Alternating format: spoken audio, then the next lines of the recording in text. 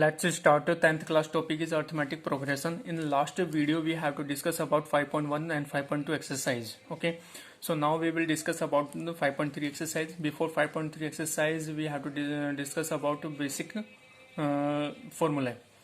So sum of n term of an AP, first term if given A, common difference is small d, last term is small l, then is these are given by, so what become the formula? Sn is equals to n upon 2 into A plus L. Otherwise we have one more formula कि Sn is equals to n upon 2 into 2A plus n minus 1 into D.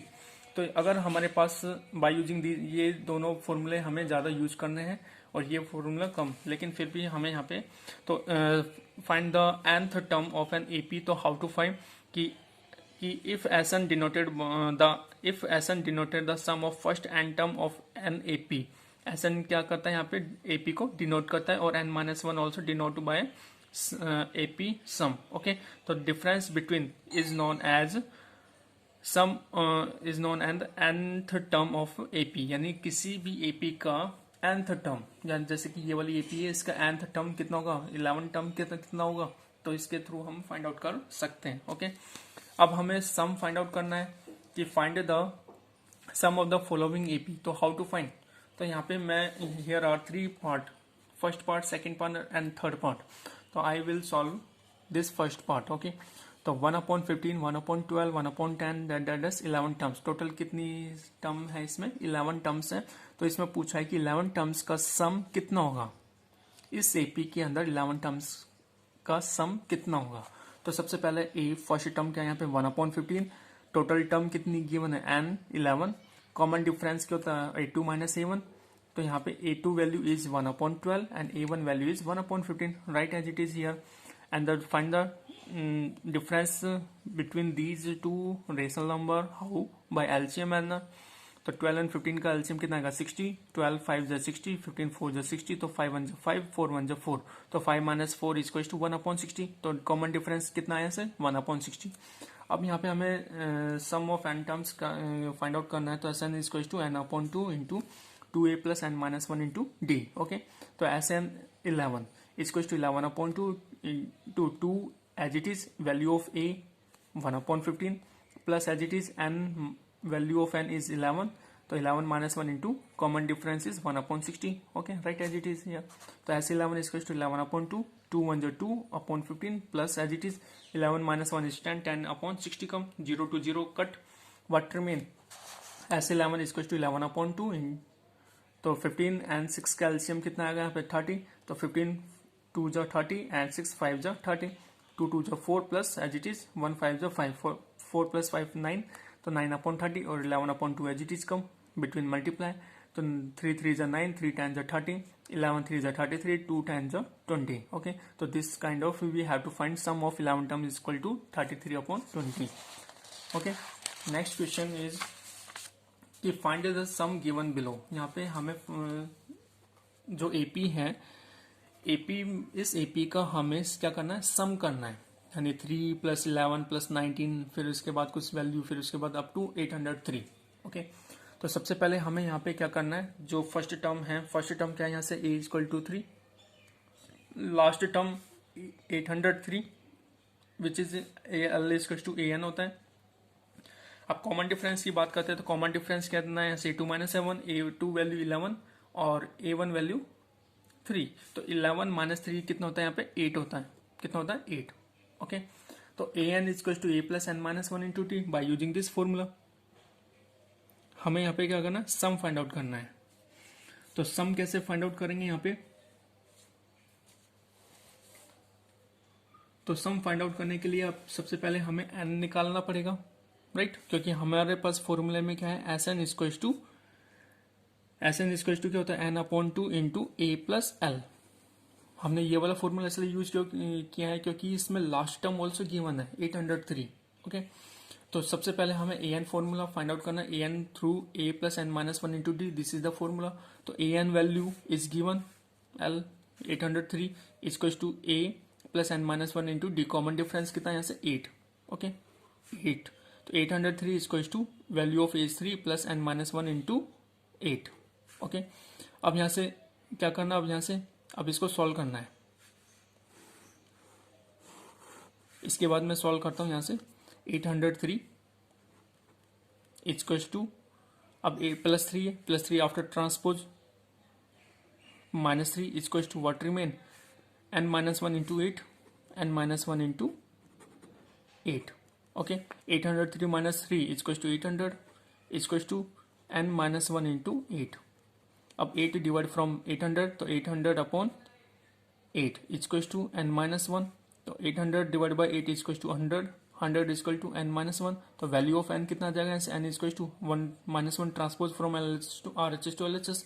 तो sign will be change, -1 become +1. तो 100 + 1 is 101. तो value of n कितना आ गया है, 101. Okay, अब this value 101 put in this formula, क्योंकि हमें यहाँ पे सम फाइंड आउट करना है. तो सम फाइंड आउट करने के लिए क्या करना पड़ेगा, एस 101, यानी कि टोटल टर्म कितनी है एपी में 101. तो equals to n/2, it means 101/2 into a value क्या है यहाँ से 3. तो मैं यहाँ पे डायरेक्टली पुट कर रहा हूँ 3 प्लस एल वैल्यू 803. तो 803 कम हियर.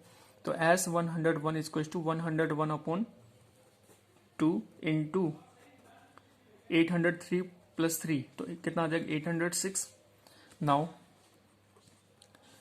अब इसको कट कर देते हैं. 2 से 2 1 जा 2, 2 4 जा 8, 0 एज इट इज, 2 3 जा 6, 403. अब 403 को 101 से मल्टीप्लाई करता हूँ तो कितना आएगा यहाँ से समथिंग 40,703. ओके, तो एस 101 यानी कि sum of this n AP, which AP 3 + 11 + 19 plus common difference is 8. इस तरीके से हम इसमें ऐड करते चले जाएंगे. तो 803 इन सबका सम कितना आएगा 40,703. Okay, I hope you are understand this question and try to solve the next part also same as it is. Okay, next question, find the number of terms. So how many terms of an AP 9 17 25 and so on must be taken to give a sum of 636, and the next part also same as it is. So I will solve any one part, and same as it is you will try to solve the next part also. Okay, so first I will solve the first part, how many terms of the AP 9 17 25 must be taken to give a sum of 636. तो सबसे पहले यहाँ पे हम जो given है उसमें हम फाइंड आउट कर लेते हैं क्या क्या गिवन है. First term a equal to 9, common difference क्या होता है a2 - a1. a2 value is 17 - 9. 17 - 9 कितना होता है यहाँ से 8, राइट. एंड n हमें यहाँ पे फाइंड आउट करना है, और एस एन इज टू 636.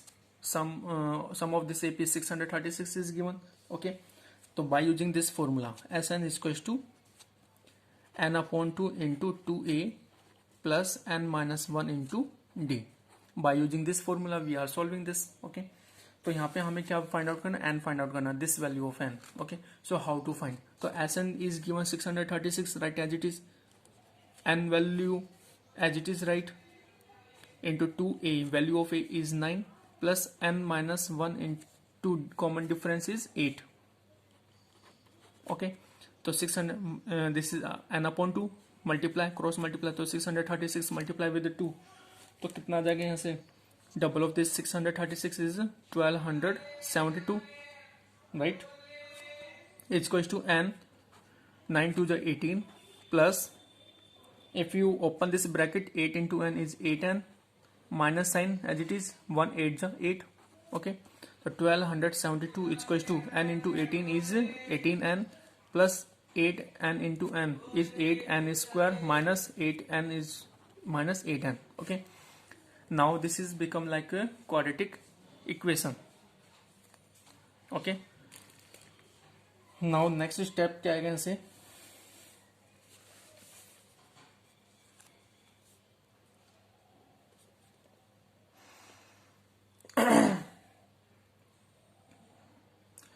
अब हम इसमें से कुछ कॉमन ले सकते हैं. यहाँ से कॉमन क्या ले सकते हैं यहाँ से, अगर हम यहाँ से 2 कॉमन ले, या फिर अगर हम इसको और आगे सॉल्व करते हैं. सबसे पहले बोथ आर लाइक टर्म. तो 1272 equal to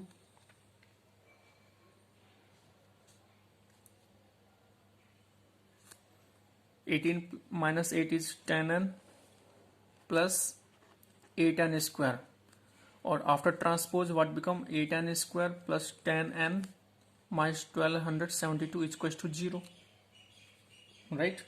So we will take a 2 as a common. If we take 2 as a common, then what remain?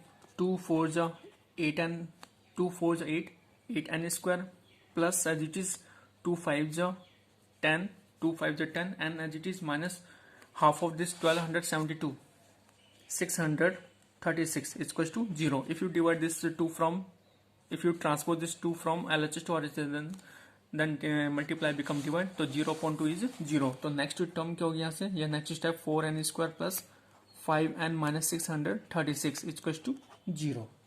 Clear है यहाँ से? अब यहाँ पे हमें क्या करना है? This is become like a quadratic equation, और this quadratic equation how to solve by split method.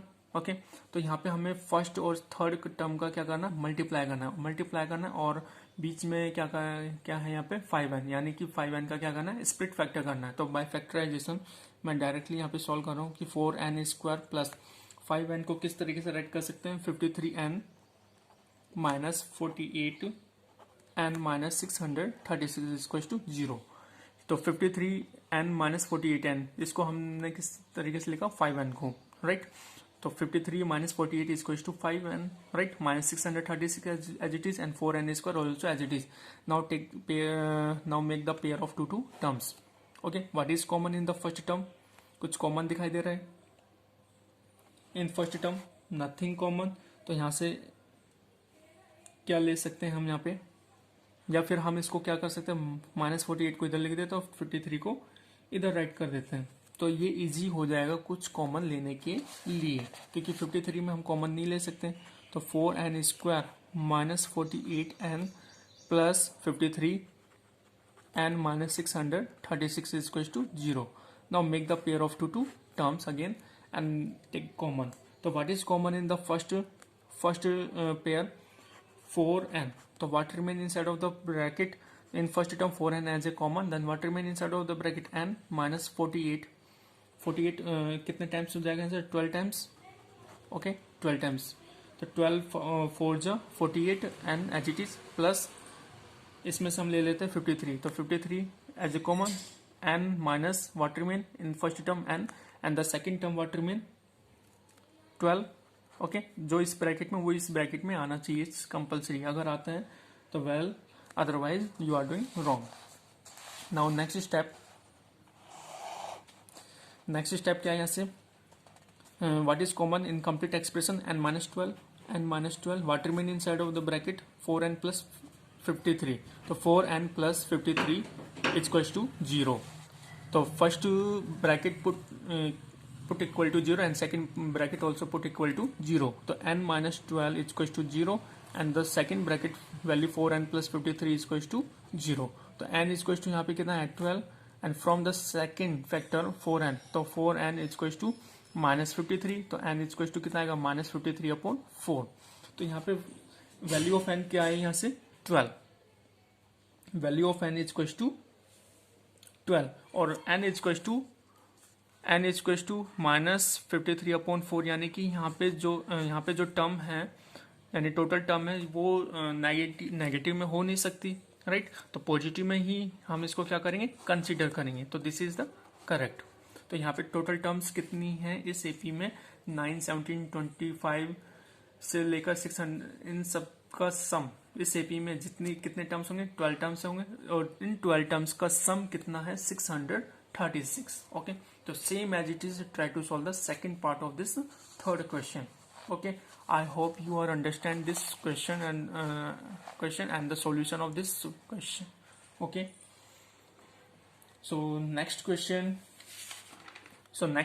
we will solve later, because okay, thank you.